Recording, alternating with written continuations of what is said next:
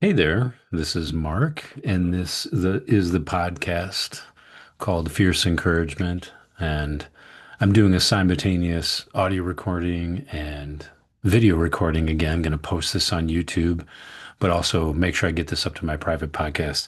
And actually, I'm going to light a quick candle that I got from a good friend of mine. It's called the Quick Ass Recovery Candle. It's got lavender scent, but I'm going to light that for the episode today. And for those of you who can see, there you go. Quick ass recovery from when I was sick a couple weeks ago. My friend sent it over to me. And if you're out there, Paul, thanks for the candle. And thanks for tuning into I'm sorry, Fierce Encouragement this week. I got Awareness Lab on my mind since this is something I wanted to talk to you about. And thanks for sharing your time. Thanks for tuning in. Thanks for spending these few minutes with me because I love talking about this stuff, love being authentic and real, sharing my stories, but also wanting to share things that you can practice and kind of bring to your own life. And I guess that kind of begs something for me right off the bat. I have this kind of doubt around what I'm sharing and what I do. And I'm sure you do too, whether it's your work or maybe your parenting or how you're showing up in your life with your workouts or something like that. Because I just want to be real with you because I still doubt sometimes if this pause, if this meditation or contemplation practice really works. But then I start to pay attention to my life. I start to pay attention to the people I connect with. And then I just remember it's not about perfection. It's not about 100% silence in the mind or even that idea of controlling everything. It's more about noticing and getting to choose how we respond in moments. So I was out on a nice walk and it's getting cooler here, actually very cold, with my hat and scarf on and reflecting a bunch today. And I guess I just wanted to come from a place of authenticity because as my body continues to still heal and getting back into my workouts and my exercise and really investing in sleep, I feel this stuff in my body. I feel the practice and the work kind of in the bones and in the blood that, courses through my body.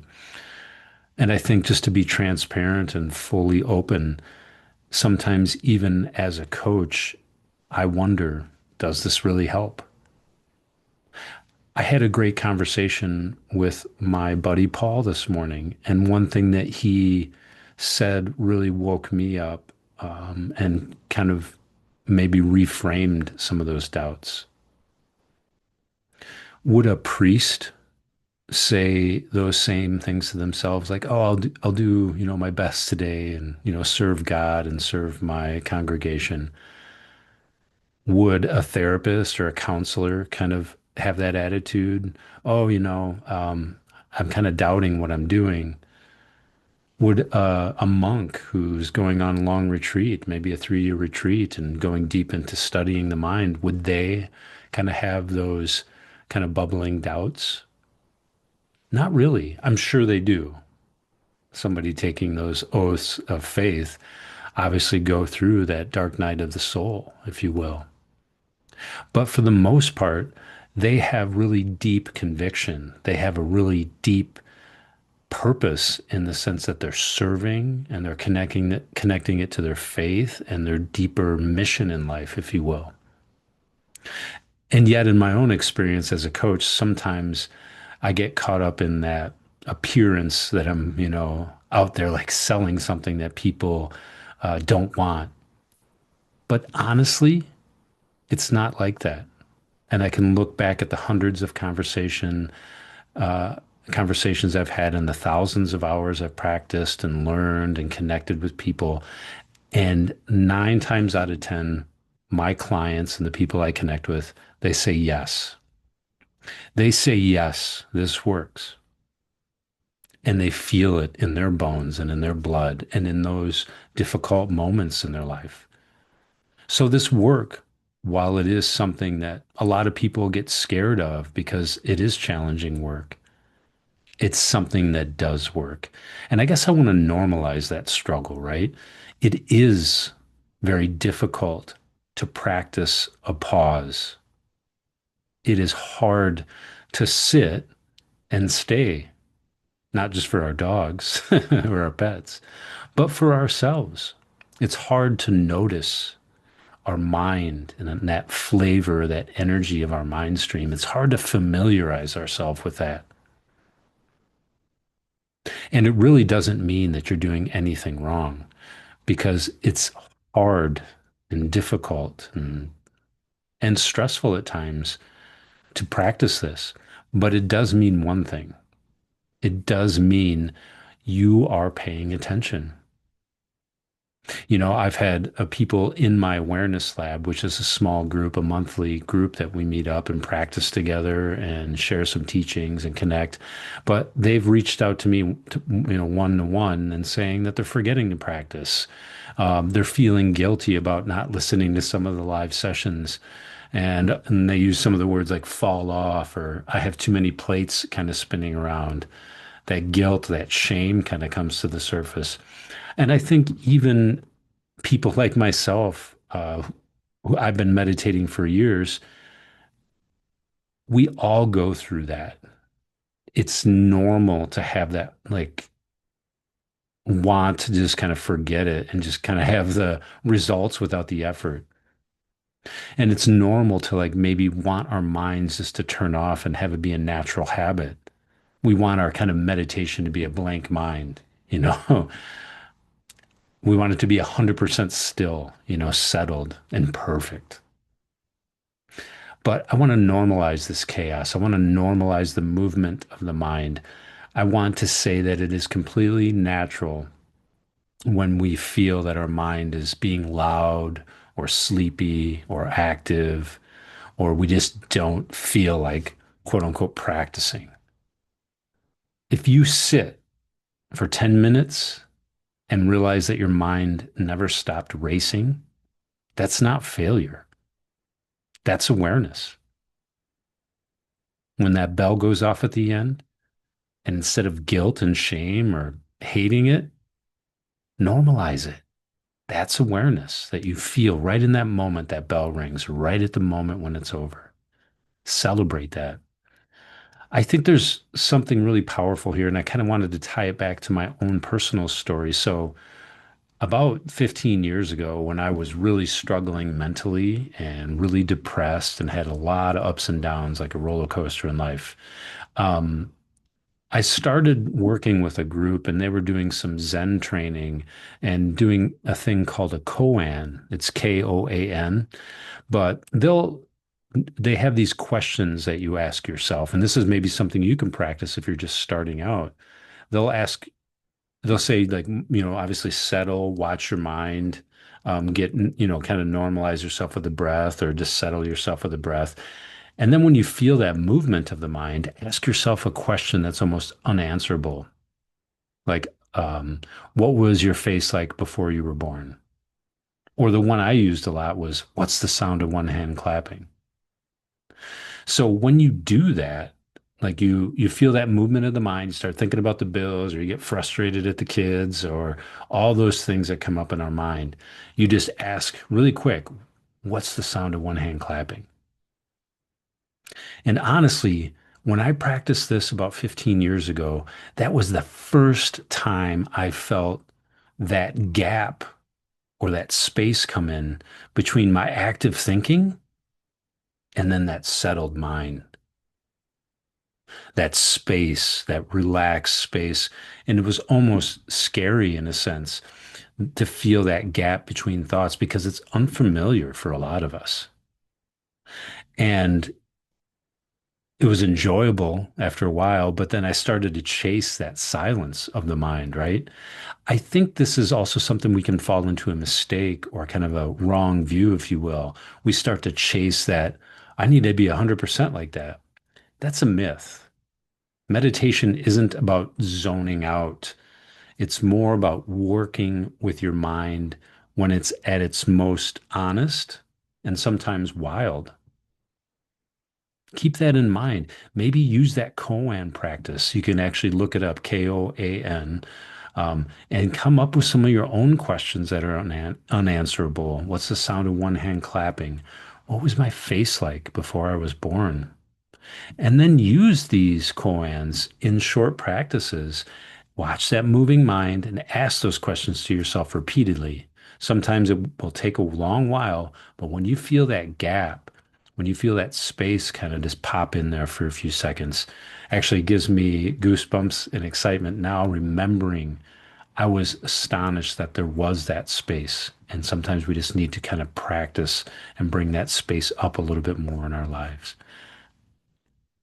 Honestly, to continue my story, when I was practicing at this point, I had a small basement room where I had my guitars and a little space heater for the cold months.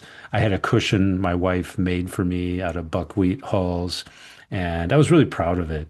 Um, but actually, right above that space was just the wooden floor and the joists because we didn't have an insulated basement. But above it was the chaos. My two young boys, it was, the TV room and or the living room was right above us. So they would be running around, playing, wrestling, jumping off the couch, watching their movies and, being rambunctious. It was interesting for me, like all that external sensory information. I almost had to like fight myself because I felt that frustration and anger. Like, I need this to be 100% quiet. Don't you know I'm meditating? I think there's some lesson here for me, at least looking back at it and obviously thinking about the conversations I've had over the years, leading meditation and connecting with people in hundreds of sessions. I want you to feel that noise. I want you to feel that distraction.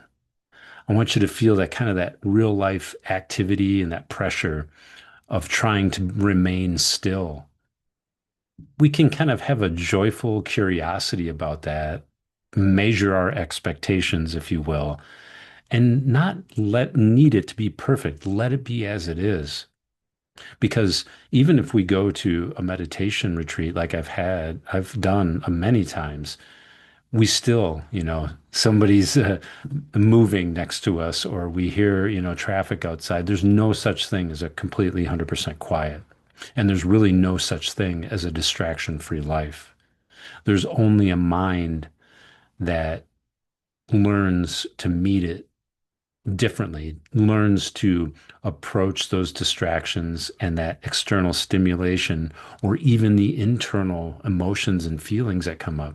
We learn to approach those differently with awareness, with compassion, and with a little discernment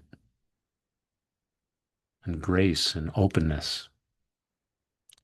So yeah, those external things can really be good things and we can practice with them. I think another application, and it's something you can practice with and find that moment in your life. But one thing that I started with, and I had a teacher tell me this, like find out what upsets you and work in that moment. So I had something I called like 15 years ago, my angry dishes. I love my family, love my wife, but the pots and pans were something that never really got washed in my house. And of course, when I wanted to, make something, there's a big pot that I had to, take time to wash. But I would get really angry. And that narrative or that story in my mind is like, why do they do this? This is caked on now. Now I have to, soak it for 15 minutes and then scrub it harder. My mind would stay in that anger and frustration and that energy kind of while I permeate my head and permeate my dish doing. So I'd be actively scrubbing and really upset. But this is where I was challenged by my teacher and a meditation teacher, and even some of the books I was reading. When we take like a 3 second pause and just reset, we can really learn to practice a cognitive flexibility there. It doesn't mean it'll be fixed right away, but we practice for like 3 seconds or even a minute and soften that internal narrative that we might have around whatever it is that we get angry at. Maybe it's traffic, maybe it's the dirty dishes, maybe it's something in your life. But this practice, when we find that thing that frustrates us most and take that 3 breath pause or that minute pause, When we practice in that moment and change our narrative around it, this rewires our mind. It isn't just a calming action, it's literally transforming our neurobiology or chemistry, you could say. For me, it wasn't one night and a strike of lightning, but there was something that gradually shifted. The volume on that inner critic and that negative storyline, that volume went down. And then that's when the pause really started to work. I saw the fruit and the results from it because we're really not pausing to feel better. We're not just doing it for that reason. We're pausing to push or to encourage ourselves to become better at being human, at being human. This is the real leadership that we can train in because this practice isn't just about, being, again, perfect or ideal or, fixing it right away. It's a life education. It helps us parent differently. It helps us connect to our work in different ways. It doesn't mean the things that we're frustrated by go away, but it reorients ourselves and gives ourselves a choice in that kind of that gap with the koan. It helps us live with more choice and drop some of the criticalness. It's changed, literally, I get goosebumps thinking about it. It's changed how I've showed up with my family. It's changed how I've shown up when grief and loss and even angry dishes. It's changed the way I've led and lead myself and connect with others who really want to lead. Busy isn't our identity. Reaction, reflexive reaction isn't our destiny. We're not fixed there. And I know in my heart that awareness is your superpower. So thank you for listening. I hope you got some tools out of this, some things to practice and take back to your life, whether they're angry dishes or whether it's a koan practice just for a couple minutes, or whether it's just taking that time to be present in whatever sensory information is coming up as you observe your mind, not being critical, not being strict with yourself, but having that open heart and having that curiosity and just staying and observing the mind, knowing that awareness is there. And I want to invite you to my December 3rd webinar that's happening. This is exactly what I want to bring to that session. It's the kind of practice that we'll be doing together live. We'll have a little fun. We'll have some Q&A. And if this resonated, please check out the show notes and register to join for the free lab, the pause that changes everything. It's December 3rd. It's at 11 a.m. Central.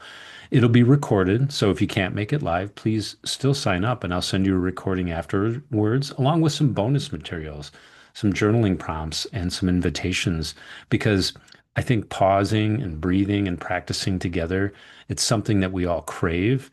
And it's something that I love to bring to my clients, but also to the community in the awareness lab that I've connected with. The link is in the show notes. I really appreciate you sharing your time with me. Let me know how this landed with you. But more importantly, grab that link and join us on the 3rd. And I hope to see you there. Take care of yourself. All right. Bye bye.